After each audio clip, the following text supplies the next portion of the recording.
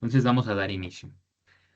Buenas noches, chicos. El día de hoy vamos a revisar la clase de fármacos adrenérgicos. Es el último tema de nuestro temario del primer parcial.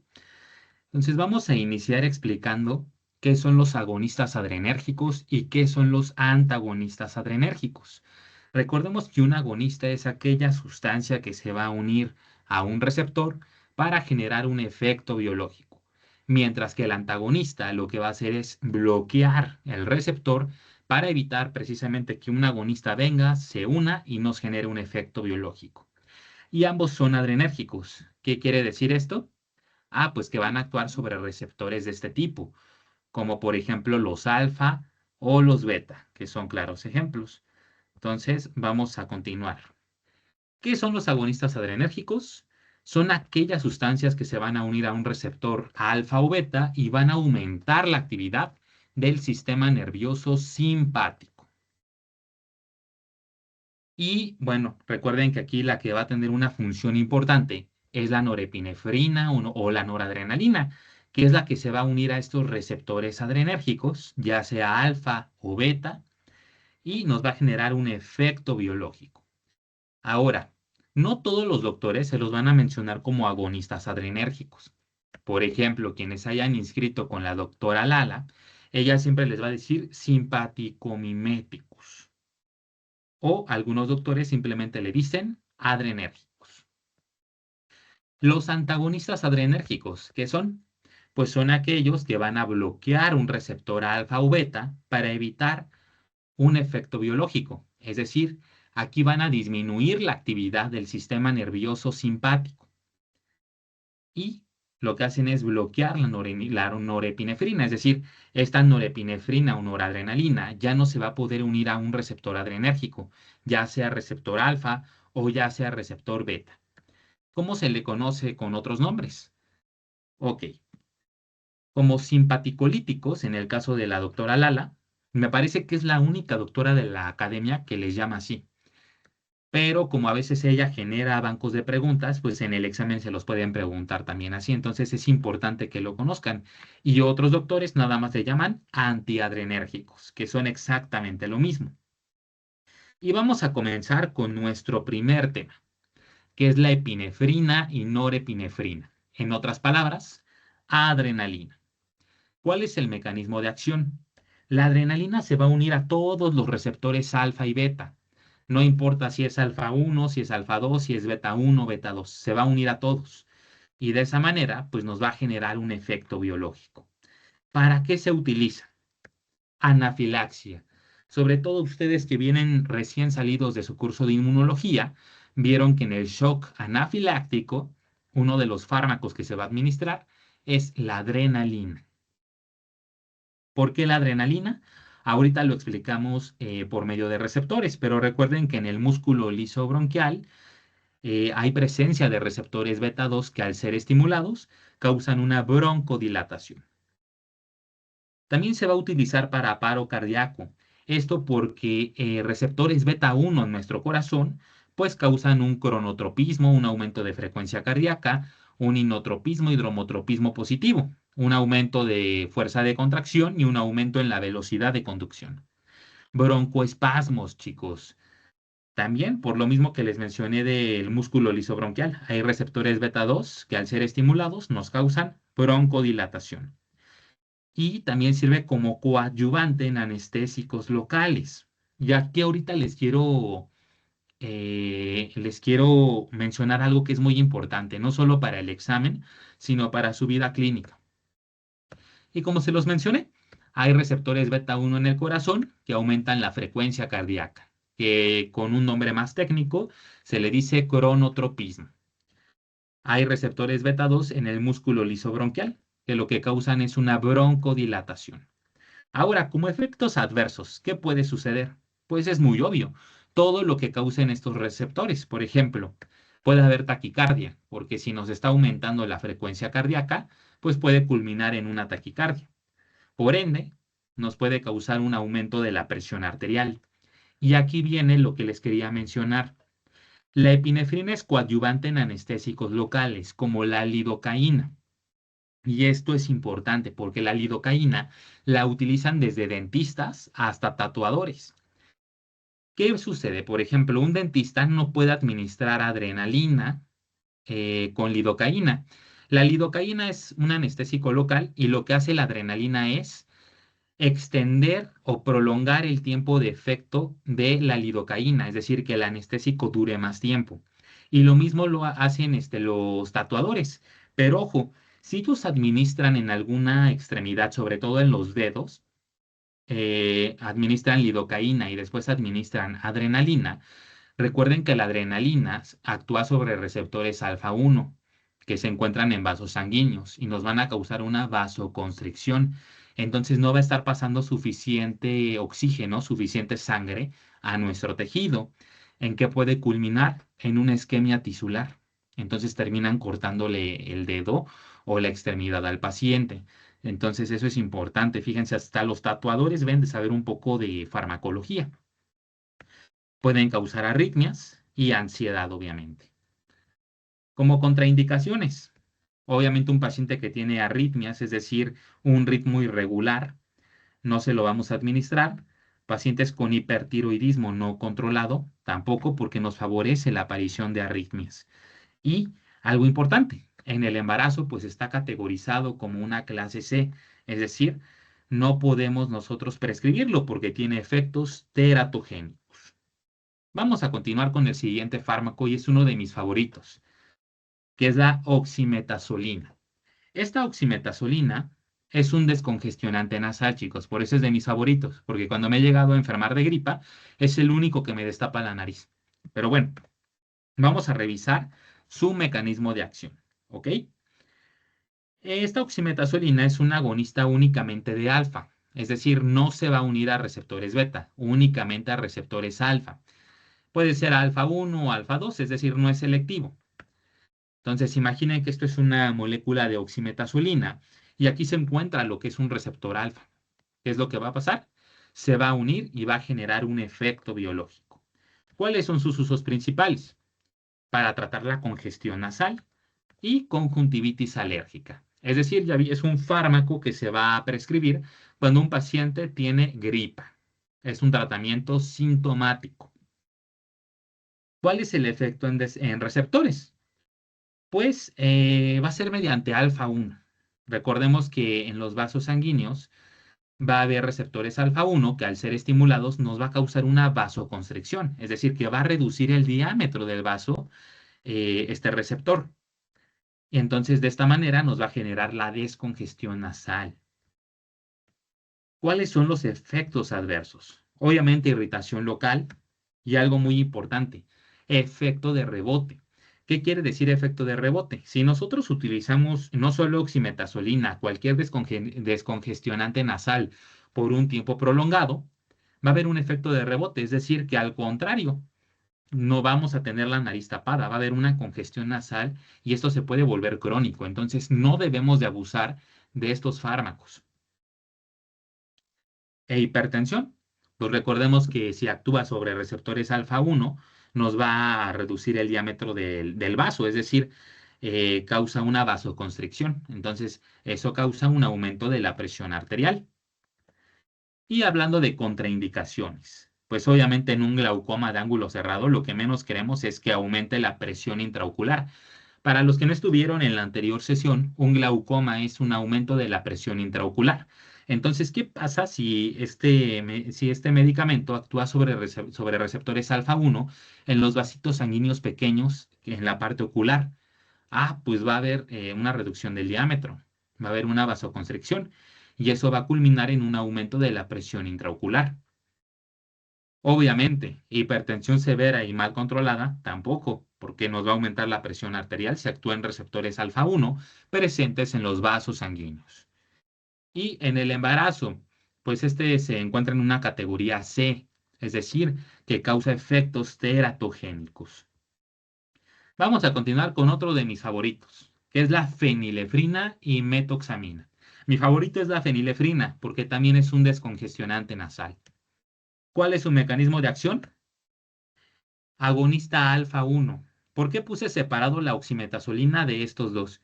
porque estos son selectivos. La oximetazolina se puede unir a cualquier receptor alfa, alfa 1, alfa 2, etcétera. La fenilefrina únicamente se va a unir a receptores alfa 1, no se va a unir a receptores alfa 2, solo a uno.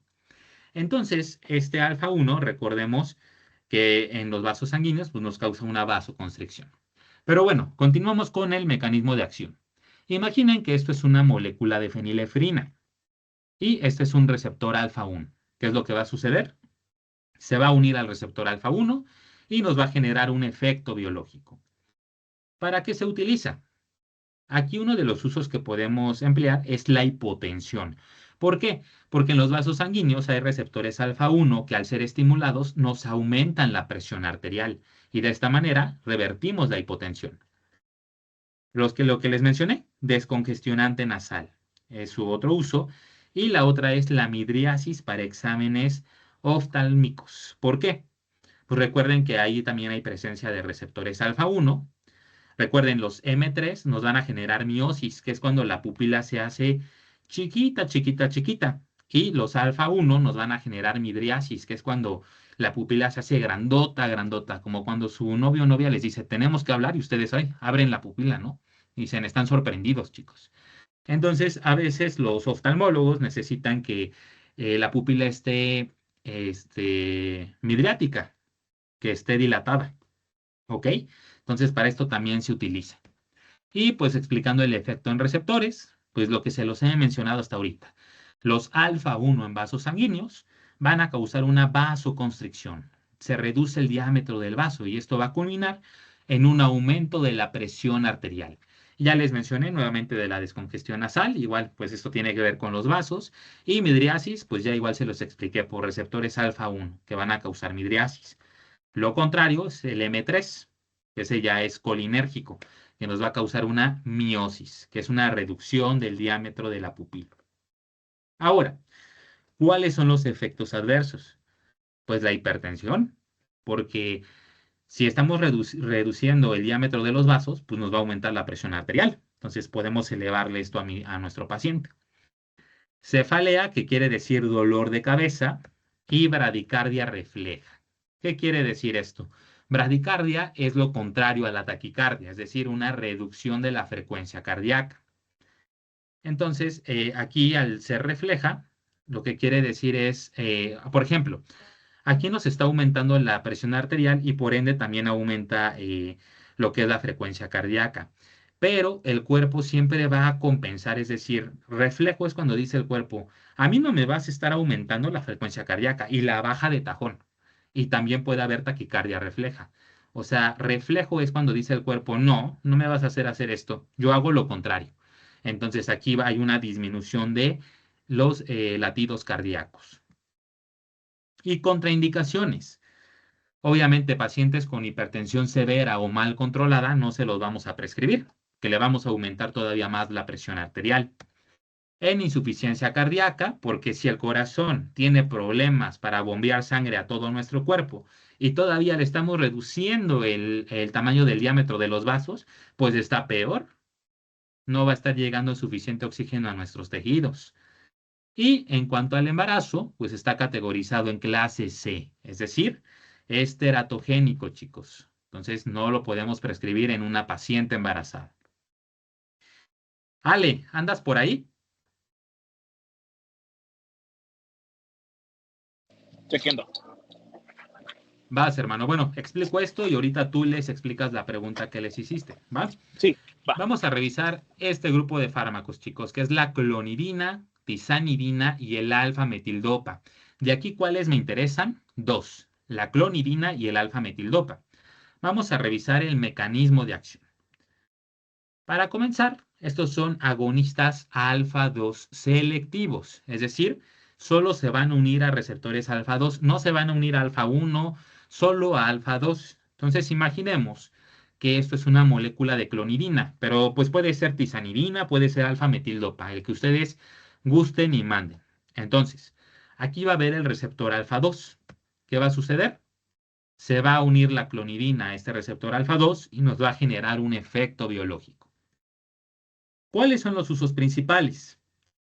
La clonidina se utiliza para la hipertensión y para la abstinencia de opioides, pero aquí Alejandro les hizo una pregunta muy interesante, que ahorita que ponga el mecanismo de acción, que él se las conteste, pero la pregunta era, ¿por qué primero la clonidina aumenta la presión arterial y después la disminuye, si se supone que es un fármaco utilizado para tratar la hipertensión arterial? Esa fue la pregunta, pero ahorita él la responde en la parte de mecanismo de acción. La tizanidina, chicos, que es para la espasticidad muscular. Y finalmente el alfa-metildopa, chicos. Y esto grábenselo que se los preguntan sí o sí. Es el medicamento de elección, de acuerdo a las guías de práctica clínica y de acuerdo a la academia, para hipertensión en el embarazo. En el embarazo, chicos, alfa-metildopa se utiliza para tratar presión arterial elevada en embarazo. Ahora, les explico esto de los efectos en receptores y Alejandro les contesta la pregunta. Recuerdan que vimos cómo se liberaba y formaba esta norepinefrina, ¿no? Entonces aquí ya está esta norepinefrina o noradrenalina en la vesícula. Entonces va a llegar un potencial de calcio y esto va a causar que se libere hacia la parte extracelular, ¿ok? Pero aquí quedamos que había un receptor que podía inhibir esta acción, que era el alfa 2, que al terminar en número par está acoplado a una proteína GI. Entonces, si esto inhibe esto, la norepinefrina ya no sale ya no sale al espacio extracelular y ya no se va a unir a receptores adrenérgicos para aumentar la presión arterial. Pero ahora sí, Ale, por favor. ¿Me escuchan? Sí, Ok, chicos. Entonces, como dijo Milton, ¿cuál era la pregunta? Yo les había dicho que, o bueno, les había comentado, les había hecho la pregunta de ¿por qué la clonidina genera un efecto hipertensor y después un hipotensor? Varios me respondieron, nada más que les faltó un pequeño dato, pero ya se los voy a decir. Resulta que la clonidina se une a receptores alfa 2, pero ¿dónde tenemos alfa 2 precisamente? Los tenemos a nivel de neurona postsináptica y neurona presináptica. Eso era lo que les faltaba.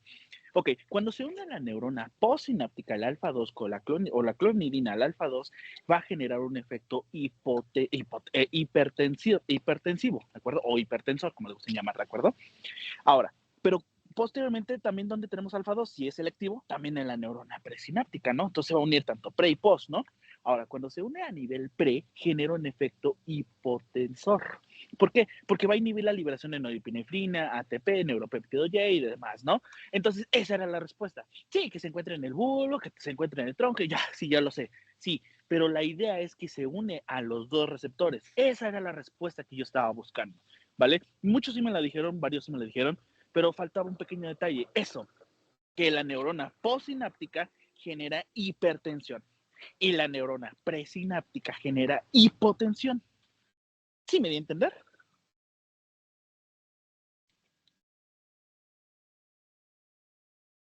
Hola. Los demás, ¿seguros? Eso. ¿Qué pasó, Marvin? Cuéntanos. No, fue mis clics, quería poner likecito. Ok. Entonces, seguros. La respuesta fue que se une a receptores pre y post. Post genera hipertensión y pre genera hipotensión. Esa era la respuesta. ¿Y dónde viene? En el Goodman. Viene muy específico en el Goodman. ¿Va? Entonces, nada más. ¿Dudas hasta aquí, chicos? ¿de los otros fármacos, chicos, tienen alguna duda o vamos bien?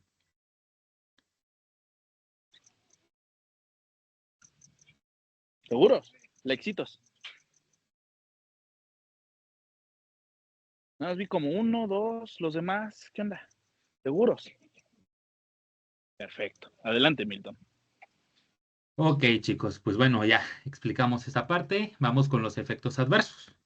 Estos pues pueden causar sedación, hipotensión, porque obviamente pues no hay norepinefrina o noradrenalina liberada, no hay ese neurotransmisor que no se puede unir a ningún receptor para aumentarnos la presión arterial. Entonces, bueno, serostomía, es decir, sequedad en mucosas, fatiga, principalmente. Y en cuanto a contraindicaciones, pues una persona que padece de hipotensión no podemos prescribírselo porque le vamos a bajar todavía la presión arterial. Entonces es un poco peligroso. Depresión severa. Estos también tienden a generar depresión y es la desventaja del alfa-metildopa en una mujer embarazada. No nos conviene una mujer embarazada con depresión, pero ahí evaluamos riesgo-beneficio.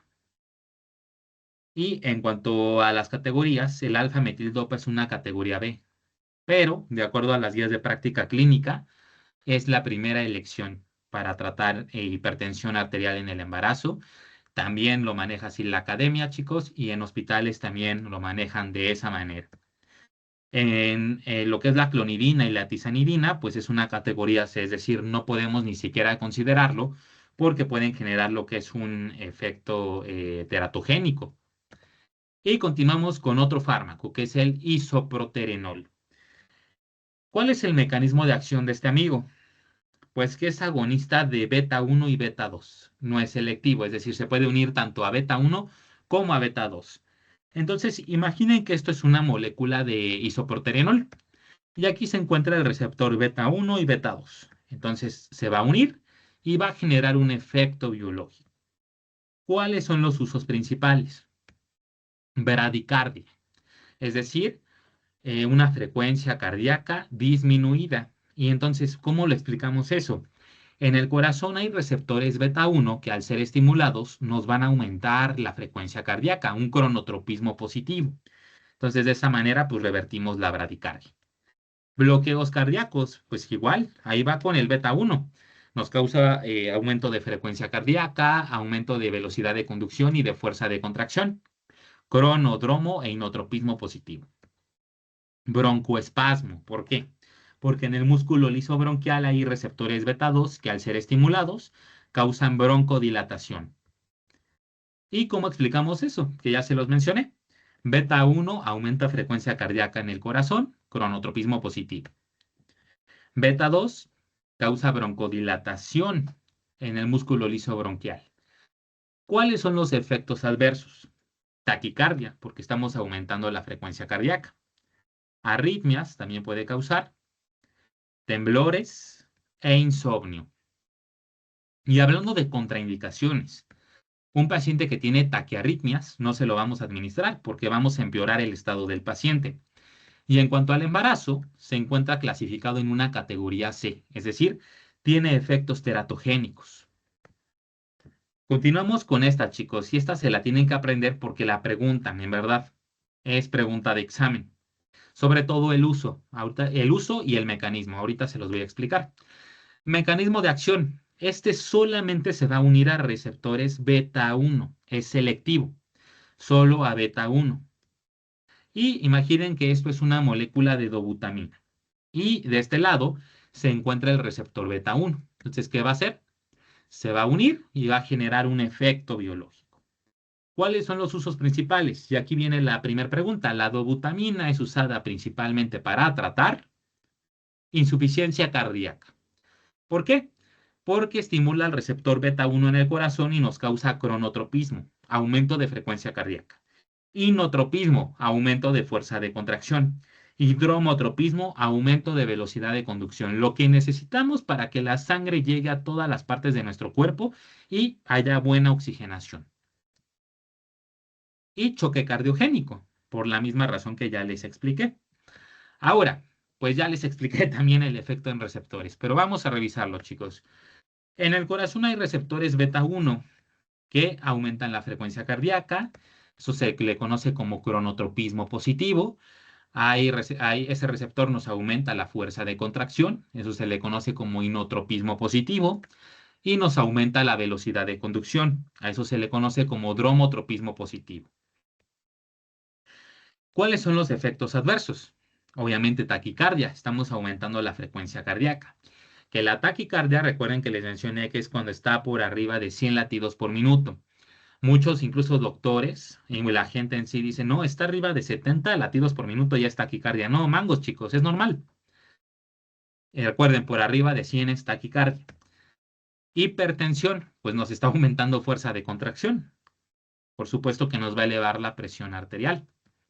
Y dolor torácico, chicos, es lo que nos puede causar. Como contraindicaciones, ¿una hipertensión severa? No, porque como efecto adverso, chicos, al aumentar la fuerza de contracción nos aumenta la presión arterial, entonces ahí es peligroso. Taquiarritmias también no podemos prescribirlo, nos aumenta la frecuencia cardíaca. Y en cuanto al embarazo, es una categoría B, es decir, podemos utilizarlo, pero de preferencia, no. ¿Alguien tiene alguna duda, chicos, respecto a dobutamina? Porque esto sí lo preguntan en el examen. ¿O vamos bien?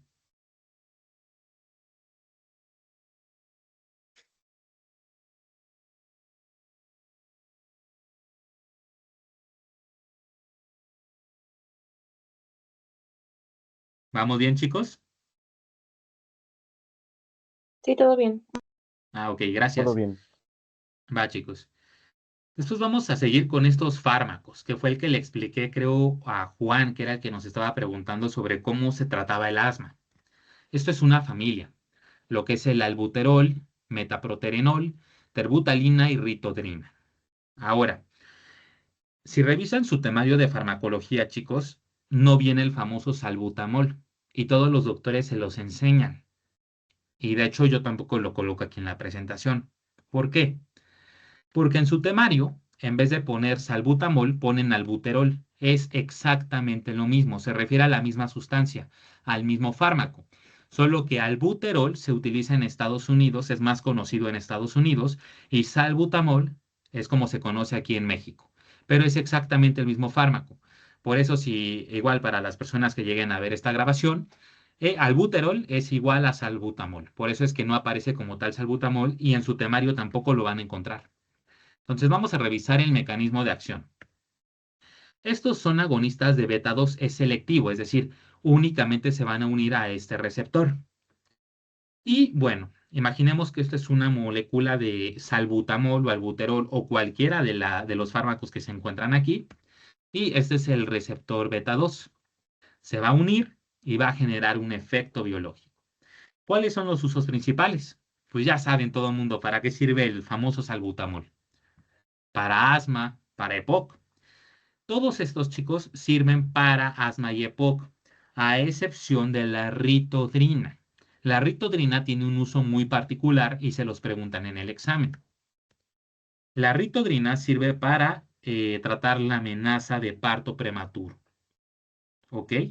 Y ahorita se los voy a decir por qué. Los efectos en receptores. Los receptores beta 2 se van a encontrar en el músculo lisobronquial y al ser estimulados nos van a causar una broncodilatación. Entonces, de esa manera revierte el asma y el EPOC, es decir, los vasitos que están en constricción. Y ahora me van a decir, ¿y la ritodrina por qué sirve para el amenazo de parto prematuro? La amenaza de parto prematuro ya lo verán en ginecología, chicos, en 2 semestres. Imaginen que tienen una bolsita y dentro de esa bolsita pues se encuentra el producto. Entonces están apretando y apretando como exprimiendo esa bolsita. Pues obviamente el feto pues se va a salir. Y eso es la parte prematura. Pero si nosotros administramos ritodrina, al estimular receptores beta 2, causa relajación uterina. Entonces ya no se va a estar como exprimiendo esa bolsa. Al contrario, se va a relajar y entonces revierte la amenaza de parto prematuro. ¿Cuáles son los efectos adversos? Nos puede causar temblor, nos puede causar taquicardia y nos puede causar hipocalemia. ¿Qué es la hipocalemia? Niveles séricos, es decir, niveles en sangre de potasio bajos. Eso lo van a ver en fisiopatología. Se los pueden poner como hipocalemia o como hipopotasemia, significa lo mismo. Ya es a gusto de cada doctor como se los quiera plantear. Y en cuanto a contraindicaciones, hipertiroidismo no podemos administrarlo, arritmias y de acuerdo al embarazo, tampoco le podemos administrar a una paciente embarazada eh, este tipo de fármaco, chicos, porque tiene efectos teratogénicos. Y ahora, chicos, vamos a ver más adelante otro grupo de fármacos, la diapositiva que sigue. Pero ¿qué creen? Tienen exactamente el mismo mecanismo de acción. Es un agonista de receptores beta 2. Entonces ustedes me van a decir, ¿y por qué no colocas ahí todos de una vez? Ah, porque estos son diferentes a los siguientes. ¿Cuál es la diferencia?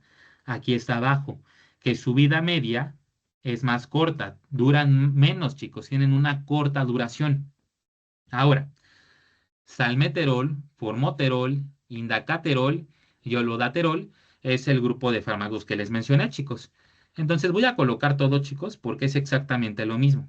Si se dan cuenta, efectos adversos, todo es exactamente lo mismo. La única diferencia es que estos fármacos, el salmeterol, formoterol, indacaterol, olodaterol, son de larga duración, a diferencia del salbutamol, que ese tiene una corta duración. ¿Ok, chicos? ¿Hasta aquí alguno de ustedes tiene alguna duda o vamos bien? ¿Dudas, chicos? Todo bien. Excelente, chicos. Ok. Bueno, vamos a continuar, chicos. No se preocupen, este tema es más cortito que el de colinérgicos. Ya ven que ahí vimos bastante, entonces aquí es más cortito. Vamos a seguir con el siguiente, que es el mirabegrón. Este fármaco, chicos, es un agonista de beta 3, es selectivo, es decir, únicamente se va a unir a receptores beta 3. No se va a unir al beta 1, no se va a unir al beta 2. Entonces, imaginen que esto es una molécula de mirabegrón y acá se encuentra lo que es el receptor beta 3. Entonces, ¿qué va a pasar? Esta molécula se une al receptor y nos genera un efecto biológico. ¿Cuáles son los usos principales? Y este solo tiene uno, chicos, y es la incontinencia urinaria de urgencia, que básicamente es lo que le pasa a Alejandro y a mí.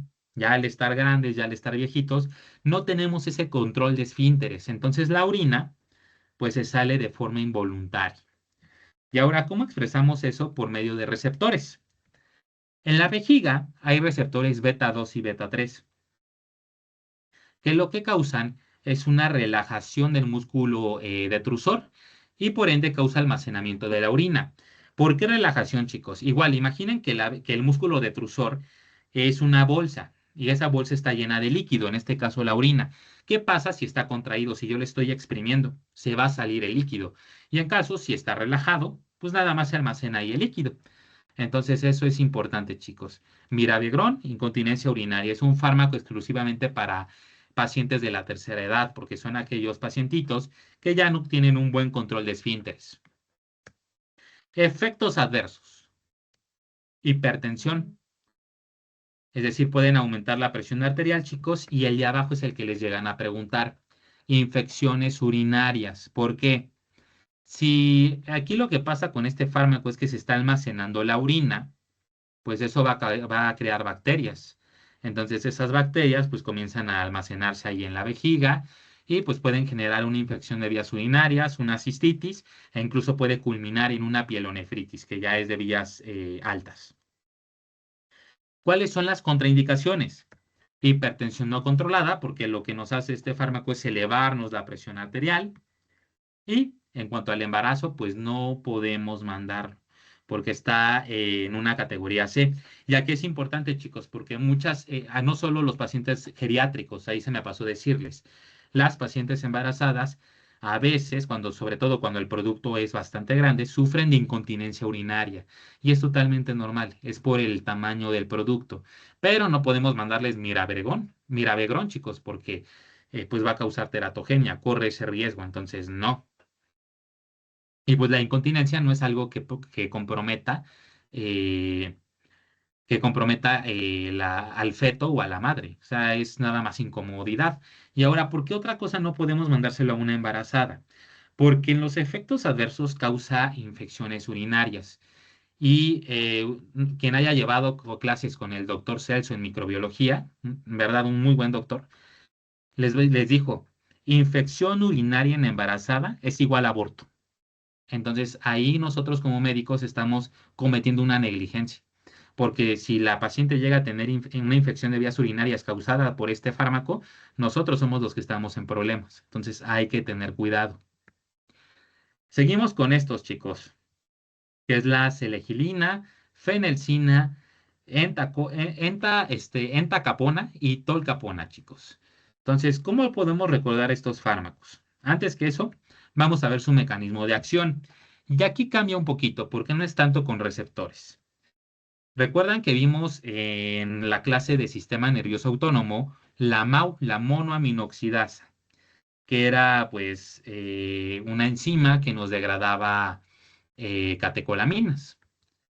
Y bueno, la selegilina y la fenelcina son inhibidores de esta MAO. Entonces, al inhibir la MAO, ya no van a degradar estos neurotransmisores, estas catecolaminas.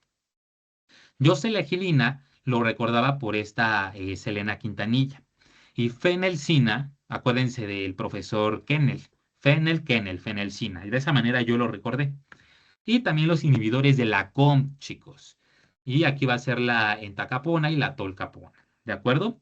Entonces lo que hacen pues es inhibir a la MAO, inhibir a la COMT y por ende ya no hay una degradación de catecolaminas. ¿Cuáles son los usos principales? La MAO se va, bueno, aquellos que inhiben a la MAO van a ser utilizados para Parkinson y para depresión. En este caso sería la selegilina y fenelcina. Y la COMT va a ser utilizado para Parkinson, pero tiene que ser en combinación con levodopa, que es otro fármaco, chicos, que vamos a ver más adelante. Y en cuanto a los efectos adversos, aquí hay algo muy importante. Y eso es pregunta de examen. Y de hecho esta la genera la doctora Lala, chicos. Genera hipertensión. Pero esta hipertensión va a ser inducida si combina estos inhibidores de la MAO con alimentos ricos en tiramina. ¿Como cuáles? El queso, el vino, son alimentos que son ricos en tiramina, entonces no podemos mezclarlos con inhibidores de la MAO. Si ustedes como médicos generales prescriben algún inhibidor de la MAO, selegilina y fenelcina, tienen que indicar que no pueden consumir queso, que no pueden consumir vino. Y no le van a decir al paciente, no coma alimentos ricos en tiramina. El paciente no sabe ni qué alimentos tienen tiramina, chicos. Entonces, principalmente queso y vino. Y bueno, pueden causar insomnio. En cuanto a las contraindicaciones, estos no se deben de administrar en pacientes que tengan insuficiencia hepática por fines de biotransformación. Son fármacos que se biotransforman totalmente en hígado, entonces se pueden acumular y pues recuerden, aquí la MAO es algo que nos degrada catecolaminas, entonces las catecolaminas se elevan y pues puede haber ahí algunos efectos adversos. E interacciones con otros antidepresivos. La MAO no puede combinarse con la mayoría de los antidepresivos, chicos, que vamos a revisarlos en segundo parcial. Y en cuanto al embarazo, pues están categorizados en C, es decir, tienen efectos teratogénicos. Hasta aquí, chicos. ¿Tienen alguna pregunta, alguna duda o vamos bien? Dudo, chicos. Vamos bien. Ok, excelente. Los Gracias. demás, chicos, ¿todo bien? ¿Seguros? Bien. Adelante, Milton. Ok. Vamos a continuar con este grupo de fármacos, que es la efedrina, la tiramina, metilfenidato y las deliciosas anfetaminas, chicos. ¿Cuál es el mecanismo de acción de estos? Estos lo que hacen es estimular receptores adrenérgicos, son no selectivos, es decir, estimulan pues a receptores alfa o beta y se pueden unir a cualquiera, beta 1, beta 2, beta 3, alfa 1, el que ustedes gusten y manden. Y liberan catecolaminas. Eso es el plus. Entonces imaginen que esta es la efedrina y aquí se encuentra un receptor alfa o un receptor beta. Entonces lo que va a suceder, se va a unir al receptor y nos va a generar un efecto biológico. ¿Cuáles son los usos principales? La efedrina se utiliza para descongestión nasal y para hipotensión. ¿Por qué, chicos? Pues ya vimos esta parte de los receptores alfa 1 que al causar vasoconstricción van a causar una descongestión nasal. Y la hipotensión, pues los alfa 1 al ser estimulados en vasos sanguíneos causan constricción, los beta 1 en el corazón nos aumentan frecuencia cardíaca, fuerza de contracción y de esa manera se revierte lo que es la hipotensión. Metilfenidato, ese se utiliza para el famoso TDAH, que no sé por qué ya todas las generaciones actuales lo tienen, que es el trastorno de déficit de atención e hiperactividad. Y para la narcolepsia, chicos, principalmente. Las anfetaminas, pues estas son utilizadas para trastorno de déficit de atención e hiperactividad y para obesidad, chicos. Pero ojo, aquí en México estas anfetaminas tienen un uso limitado. No se lo venden a cualquiera y es para obesidad realmente delicada, realmente grave. ¿Por qué? Pues ya saben, de estas anfetaminas podían utilizarlos para usos recreativos. Ustedes entenderán. Entonces, estas anfetaminas realmente en México están muy controladas. Y bueno, respecto al efecto en receptores, pues ya se los expliqué. Los alfa 1 van a causar vasoconstricción y esto nos causa la descongestión nasal. Y también nos va a causar un aumento de la presión arterial porque el diámetro del vaso sanguíneo se va a ver disminuido. Efectos adversos. Taquicardia, porque estimula beta 1 en el corazón y nos aumenta frecuencia cardíaca. Insomnio, hipertensión arterial, porque pues nos está disminuyendo el diámetro de los vasos sanguíneos. Eso nos aumenta la presión arterial. Y esto, chicos, dependencia, que fue un concepto que me parece que les dio Fátima. Dependencia, que es la necesidad de administrarse una sustancia para estar con una actitud tranquila, con una actitud normal. Y pues por eso también se ve muy limitado el uso de anfetaminas, chicos. Les digo que también las utilizan para un uso recreativo. Contraindicaciones. Hipertensión severa, pues no, chicos, nos va a aumentar la presión arterial, nos causa taquicardia. Entonces, a un paciente que tenga ya hipertensión severa o mal controlada, no se lo vamos a prescribir. Cardiopatías. Entonces, aquí también hay que tener cuidado. Que tengan adicción previa, chicos. Y esto no solamente que tengan adicción a alguno de estos fármacos, sobre todo las anfetaminas. Si el paciente es un alcohólico, si el paciente tiene adicción al tabaco, si el paciente utiliza drogas que ya le llaman recreativas, no sé por qué, pero bueno, que utilizan sustancias recreativas, no se les puede mandar estos fármacos, chicos, porque generan dependencia. Y al ser ya adictos al alcohol, al tabaco o a otras drogas, va a ser casi 100% seguro que estos pacientes se vuelvan adictos a alguno de estos fármacos. Entonces, se tiene que tener mucho cuidado. Y en el embarazo, pues tienen una categoría C, es decir, causan efectos teratogénicos, entonces no podemos prescribirlos. Vamos a continuar con otros fármacos, que es la fenoxibenzamina y la fentolamina. Y esta fenoxibenzamina la preguntan en el examen, chicos. Ahorita les voy a decir cuál es la pregunta. Mecanismo de acción. Antagonistas de alfa 1 y alfa 2. Es decir, aquí ya no estamos viendo agonistas. Ya comenzamos con los antagonistas, que son sustancias que van a bloquear a un receptor. Entonces, estos van a bloquear a receptores alfa 1 y alfa 2. Entonces, fenoxibenzamina, imagínense que esta molécula bloquea este receptor alfa 1 o alfa 2, el que ustedes gusten y manden. ¿Para qué se utiliza? La fenoxibenzamina, chicos, se utiliza para feocromocitoma. Y esa es la pregunta. Anótenla, chicos. De hecho, no sé por qué no está en rojo, pero anótenla. Fenoxibenzamina se utiliza para feocromocitoma. Y varios de ustedes me han de decir, ¿y qué es eso del feocromocitoma?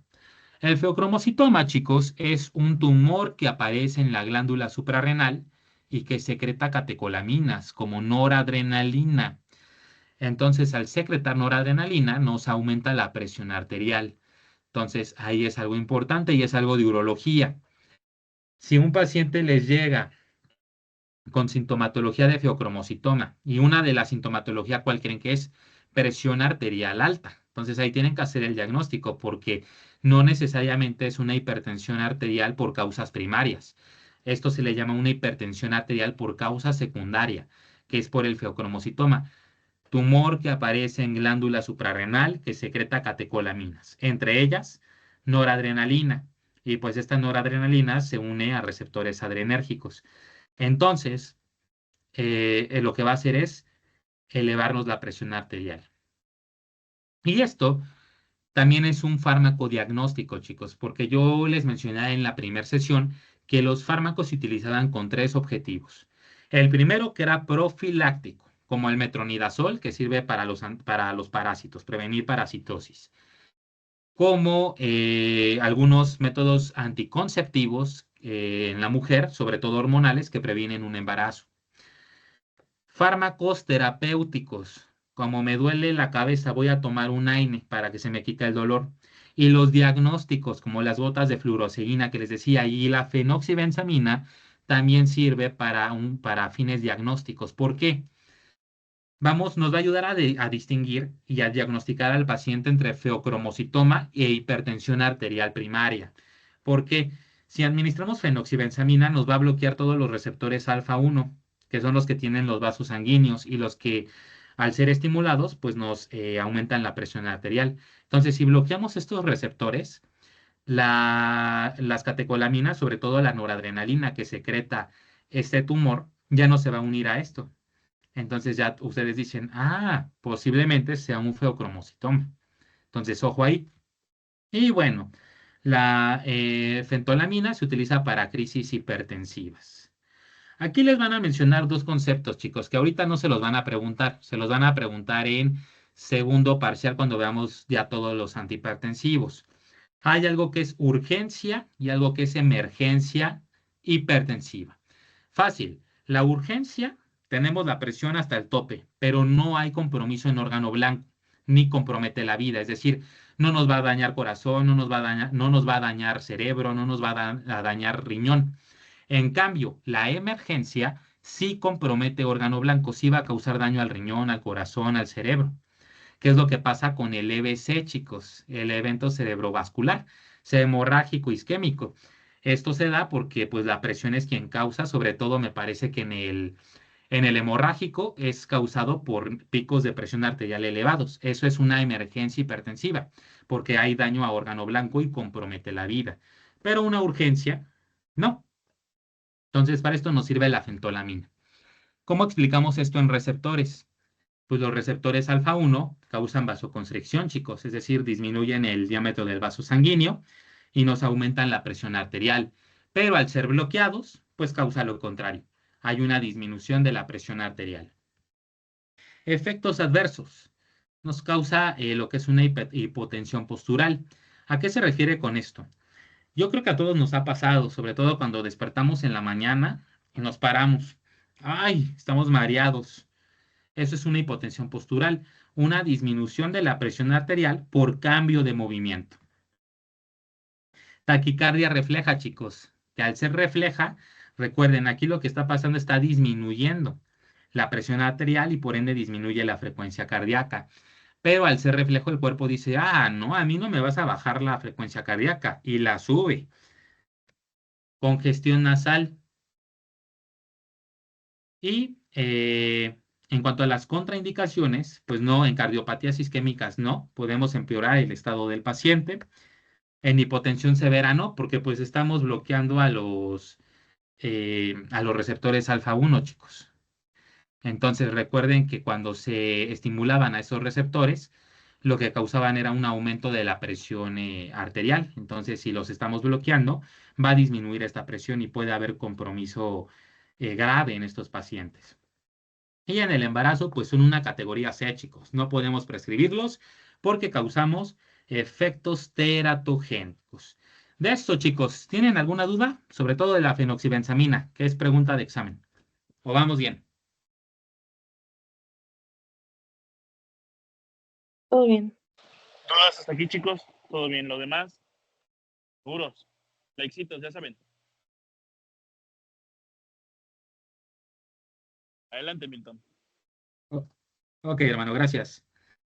Bueno, chicos, ahora vamos a continuar con este grupo de fármacos, que es la prazosina, la terazosina, la tamsulosina y la doxazosina.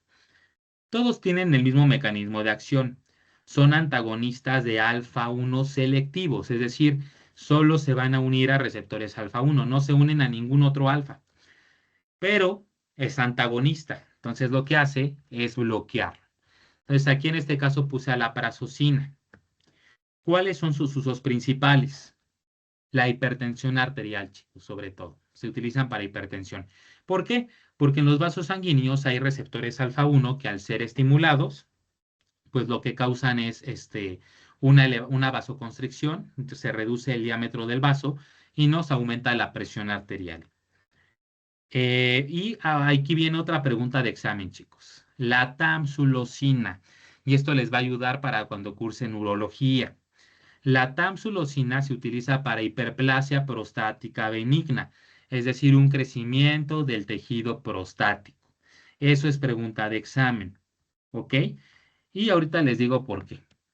Efecto en receptores. Pues ya vimos que los receptores alfa 1 nos van a causar vasoconstricción y eso nos eleva la presión arterial. Pero al ser bloqueados, pues nos van a causar una disminución de la presión arterial y pues ya no causa la vasoconstricción. Y de la próstata, chicos. La próstata, esto no lo vimos en sistema nervioso autónomo porque este es el caso específico, es el único. Hay receptores alfa 1 que al ser estimulados causan relajación del músculo prostático, cosa que favorece al crecimiento del tejido. Entonces, si bloqueamos este receptor alfa 1, ya no va a haber una relajación, va a haber una contracción y eso nos va a ayudar a que no haya esta hiperplasia, que es el crecimiento de tejido. Efectos adversos. Hipotensión ortostática, es decir, una disminución de la presión arterial por cambio de movimiento, que es lo mismo de la hipotensión postural. Mareo, cefalea, que quiere decir dolor de cabeza, y congestión nasal. ¿Por qué la congestión nasal? Recuerdan que cuando vimos la oximetazolina y estos eran agonistas de alfa 1, pero aquí se están bloqueando, entonces nos va a causar congestión, no una descongestión. Y en cuanto a las contraindicaciones, pues pueden, en un paciente hipotenso no se lo podemos prescribir porque nos va a disminuir estos fármacos la presión arterial. Insuficiencia hepática por fines de biotransformación o metabolismo. Si no funciona correctamente este hígado, se puede acumular estos fármacos y causarnos efectos adversos. Y en el embarazo es una categoría C, es decir, no lo podemos administrar porque causa efectos teratogénicos. Yoimbina, chicos. Y este fármaco me encanta, ahorita van a ver por qué. Lo que hace es ser un antagonista de alfa 2, es selectivo. No se va a unir a alfa 1, no se va a unir a ningún otro alfa, solo a alfa 2. Entonces, imaginan que esta es la yoimbina y este es el receptor alfa 2. Entonces, lo que va a hacer es bloquearlo para que ninguna otra sustancia se una y genere un efecto biológico. ¿Cuáles son los usos principales? Chicos, disfunción eréctil. Y se utiliza también para la hipotensión ortostática. ¿Ok? Ahora, ¿cuál es el efecto en receptores? Los alfa 2, chicos, recuerden que están acoplados a una proteína GI.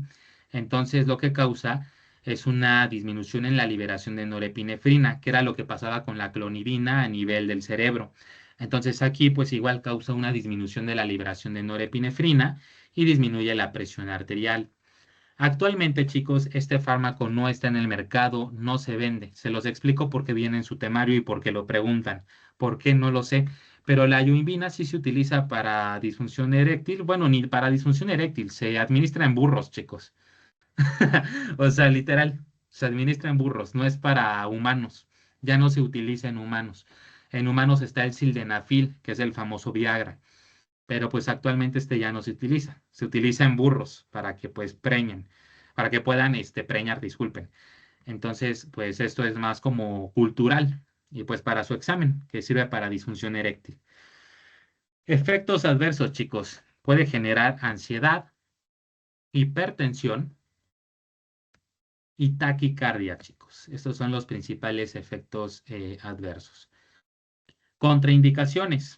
En un paciente que es hipertenso no se lo podemos administrar porque pues como efecto adverso nos causa un aumento de la presión arterial, cardiopatías y en el embarazo está categorizado en C, es decir, es teratogénico, que bueno, en sí pues una mujer no debe ni tomarlo. Vamos a comenzar con estos, chicos, que son los antihipertensivos. Y ya, faltan como cuatro grupos de fármacos y ya, los dejo libres. Comenzamos con estos, que son el propranolol, timolol, pindolol y nadolol. ¿Ok? ¿Cuál es el mecanismo de acción de estos fármacos? Son antagonistas de receptores beta 1 y beta 2, no son selectivos porque pueden bloquear a cualquiera de estos receptores. Entonces lo que hacen es unirse, bueno, más bien bloquear a cualquiera de estos dos receptores y evitar un efecto biológico. Usos principales. El propranolol se utiliza para hipertensión, angina de pecho y migraña. El timolol para glaucoma, y eso es pregunta de examen, chicos. Nadolol para hipertensión, angina crónica. Pindolol para hipertensión. Entonces, en conclusión, se utilizan para hipertensión arterial y el timolol es selectivo para glaucoma. ¿Ok? Ahora, ¿cómo explicamos eso en efecto en receptores? Recuerden que los beta 1 en el corazón nos aumentan frecuencia cardíaca y fuerza de contracción y eso nos eleva la presión arterial.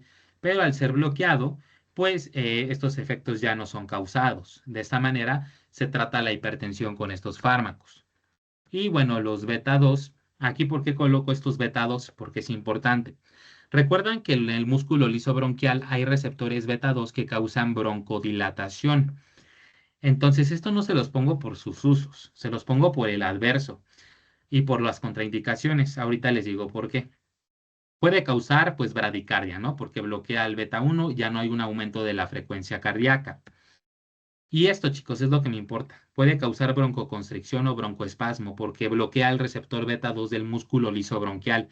Entonces ya no va a estar broncodilatado, hay una broncoconstricción. ¿Ok? Por eso se los puse aquí, porque es importante.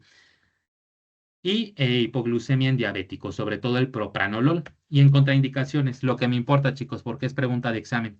Asma y EPOC no se los administren porque causan broncoconstricción. Recuerden que estos son antagonistas, bloquean al receptor beta 2 que causa broncodilatación. Entonces, pues va a haber una broncoconstricción y en un paciente con asma y EPOC, pues va a haber compromiso. Va a haber ahí, puede haber ahí algún efecto adverso, ¿no? Como el broncoespasmo. Bradicardia severa, pues vamos a disminuir todavía la frecuencia cardíaca. Y en el embarazo, pues están categorizados en C, es decir, que causan efectos teratogénicos. Entonces no los podemos administrar. Hasta aquí, chicos. ¿Alguien tiene alguna duda o vamos bien?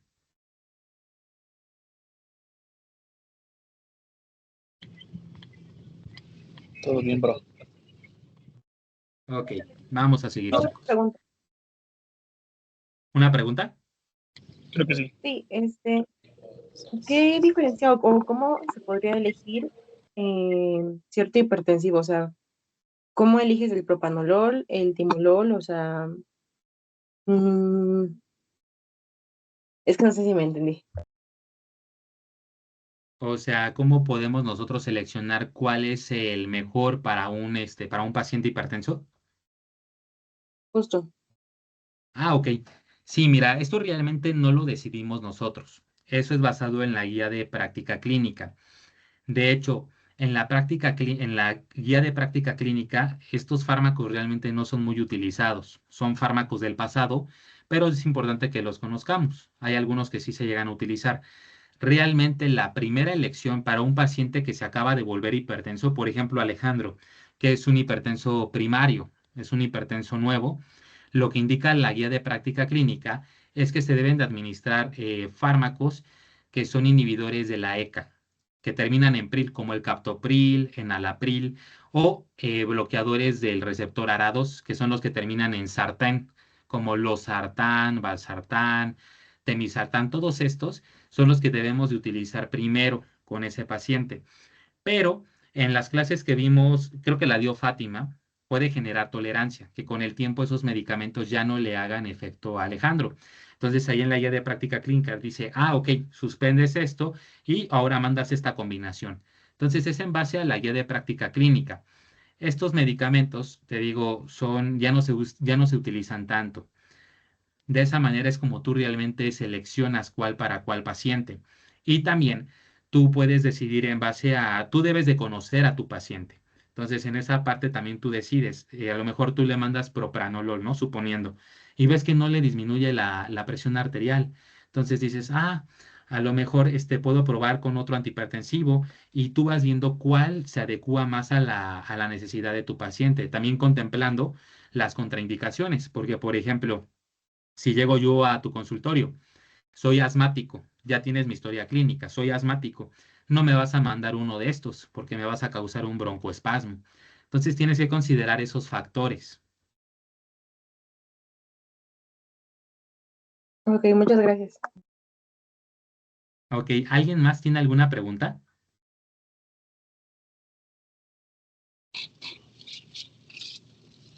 Creo que no, bro. Adelante, bro. Ok, y por cierto, estos fármacos que te mencioné de captopril o sartán son antihipertensivos que vamos a revisar en el segundo parcial. Vamos a continuar, chicos, ahora con estos fármacos, que es el metoprolol, atenolol, esmolol, acebutolol y alprenolol. Ok, bueno, ¿cuál es el mecanismo de acción de estos fármacos? Estos van a ser antagonistas de beta 1, por eso se ponen aparte, porque van a bloquear únicamente a receptores beta 1. No van a bloquear a beta 2, no van a bloquear a ningún alfa, solo a beta 1. Y entonces, vamos a colocar aquí esta molécula, bueno, que representa el metoprolol, que lo que va a hacer es bloquear al receptor beta 1 y de esa manera evitar un efecto biológico. ¿Para qué se utiliza? Hipertensión, angina de pecho, insuficiencia cardíaca y el esmolol se utiliza para crisis hipertensivas, chicos. Eso es pregunta de examen. Por favor, anótenlo. Recuerden, ya les expliqué lo de urgencia y emergencia. Uno, la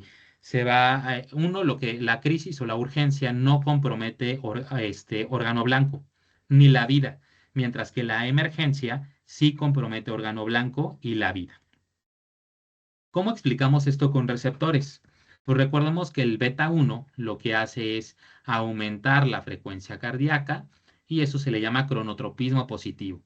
Aumentar fuerza de contracción, que es inotropismo positivo, y la velocidad de conducción, que es dromotropismo positivo. Pero al bloquear al receptor beta 1, pues todo esto se inhibe. Entonces, de esa manera se disminuye la presión arterial. ¿Cuáles son los efectos adversos? Pues bradicardia, porque estamos disminuyendo el cronotropismo, fatiga e hipotensión. ¿Cuáles son las contraindicaciones? Aquí, chicos, alguien que me conteste. ¿Alguno de estos se los puedo administrar a un paciente asmático? ¿Sí o no? ¿Y por qué?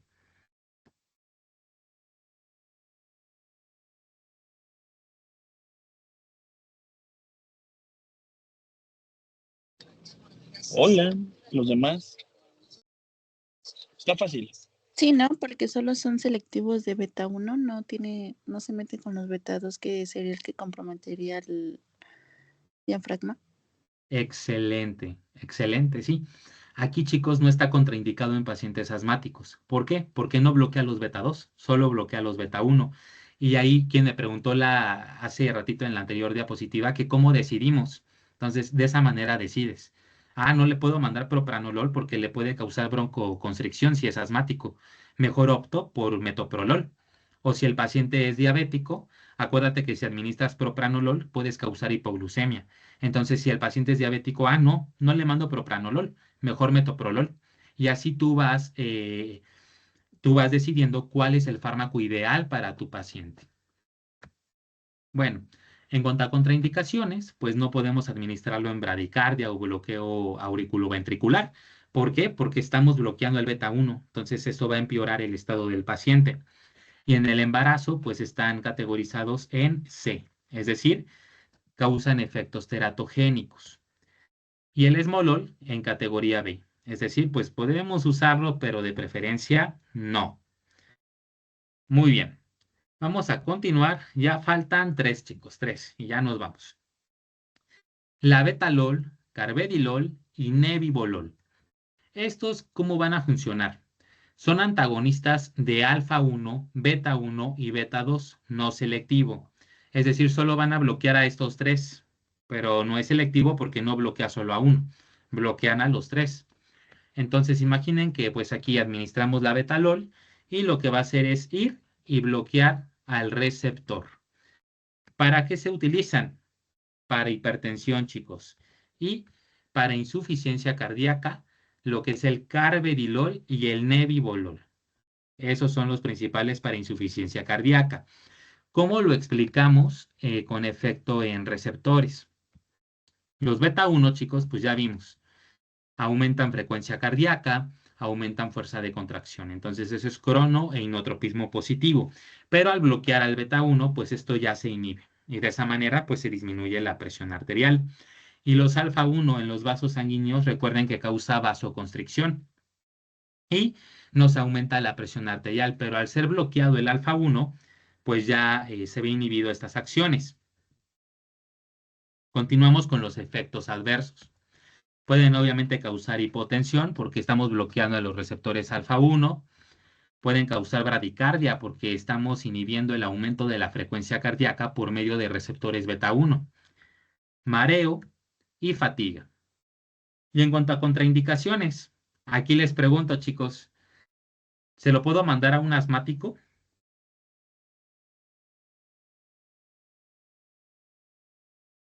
No, por los receptores beta 2. Excelente. Sí, porque me los bloquea y ahí quedó mi paciente. Entonces está contraindicado en pacientes con asma, en insuficiencia hepática por fines de biotransformación y metabolismo, porque si no se biotransforma bien eso, se acumula y causa efectos adversos. Y están en una categoría C, es decir, no podemos administrarlos en el embarazo. Ya vamos avanzando, chicos. Vamos ahora con el betaxolol. El betaxolol, chicos, solamente va a bloquear receptores beta 1. Es selectivo de receptores beta 1. Entonces, bueno, imaginen que este es el fármaco, bloquea el receptor beta 1 e inhibe un efecto biológico. ¿Para qué se utiliza? Se utiliza para hipertensión y para glaucoma, principalmente en gotas oftálmicas. Y vamos a explicar el efecto en receptores. Pues ya sabemos que el beta 1 aumenta frecuencia cardíaca, aumenta fuerza de contracción y velocidad de conducción, que en nombres técnicos es cronoinodrom. ¿Ok?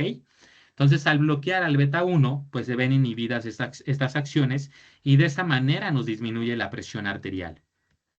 Vamos a revisar los efectos adversos. Puede causar bradicardia porque está inhibiendo el aumento de la frecuencia cardíaca por medio de receptores beta 1, hipotensión y mareo. Y en contraindicaciones, a ver aquí, chicos, ¿se lo puedo mandar a un asmático? Sí.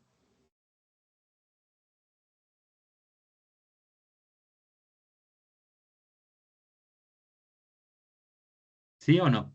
Sí. Excelente, porque no bloquea receptores beta 2 en el músculo lisobronquial. Entonces no le va a pasar nada a nuestro paciente. Pero pues no podemos mandarlo en una bradicardia porque nos disminuye la frecuencia de este fármaco. En insuficiencia cardíaca descompensada tampoco. Y en el embarazo es una categoría C, es decir, tampoco podemos prescribirlo. Ya, chicos, estamos por terminar. Estamos a 2 de terminar. Metirosina. Y aquí, chicos, tenemos que recordar igual cómo se forma, cómo se libera la norepinefrina. Recuerdan que había un precursor que era la tirosina. Este era transformado a L-Dopa por medio de tirosina hidroxilasa. L-Dopa era transformado a dopamina por medio de dopa descarboxilasa y la dopamina ingresaba a la vesícula y dentro de la vesícula era transformada a norepinefrina por medio de dopamina beta hidroxilasa. ¿Qué hace la metiltirosina? Ah, bueno, pues va a inhibir este cambio de tirosina a L-Dopa. Aquí es donde inhibe esta enzima, inhibe a tirosina hidroxilasa, que es la que cambia tirosina a L-Dopa. Entonces ya no se va a formar la norepinefrina. Entonces, ¿cuáles son los usos principales? Feocromocitoma, pero no es el fármaco de primera elección. Para feocromocitoma, quedamos que era otro, chicos, que vimos hace ratito. Recuerden que era la fenoxibenzamina. Y bueno, recuerden que el feocromocitoma pues es un tumor que sale en la glándula suprarrenal y pues secreta catecolaminas. Entonces de esa manera pues se disminuye la presión arterial porque las catecolaminas pues entre esas va la norepinefrina y se une a receptores adrenérgicos y nos aumenta la presión arterial. Efectos adversos. Puede causar sedación. ¿Sedación por qué? Porque no se está liberando norepinefrina. No vamos a estar activos. Va a estar presente más el parasimpático, que es de relajación. Hipotensión ortostática, porque no van a estar estimulando beta 1 o alfa 1, que son los que nos elevan la presión. Y diarrea, chicos. Como contraindicaciones, pues en hipotensión severa ni de chiste, porque pues nuestro paciente se va a descompensar brutalmente. Y en el embarazo se encuentra en una categoría C. Y el último, la guanetidina, chicos. Y bueno, aquí voy a colocar nuevamente el diagrama. Y aquí lo que pasa es que inhibe, pero a dopamina beta hidroxilasa. Entonces, igual evita que la dopamina se transforme en norepinefrina. Es la única diferencia. ¿Cuáles son los usos principales? Pues hipertensión. Que este fármaco y el anterior ya tampoco se usan, chicos, solo que la academia coloca fármacos en desuso. No sé por qué, pero bueno, tenemos que revisarlos porque están en el temario. ¿Cuáles son los efectos adversos? Pues una hipotensión ortostática, porque si no se libera norepinefrina, no se va a estar uniendo a receptores adrenérgicos. Entonces, pues va a haber una disminución de la presión arterial. Diarrea y congestión nasal, porque recuerden que los alfa 1 son los que nos causan contracción de los vasos sanguíneos y nos causan esa descongestión nasal, pero pues al no estar estimulados, pues se congestiona la nariz. Y en contraindicaciones, feocromocitoma, aquí no se puede mandar. Hipotensión severa, porque pues vamos a disminuir todavía más los niveles de presión arterial. Y en el embarazo es una categoría C, es decir, no podemos prescribirlo. Y con esto, chicos, terminamos la unidad temática del primer parcial. Hasta luego.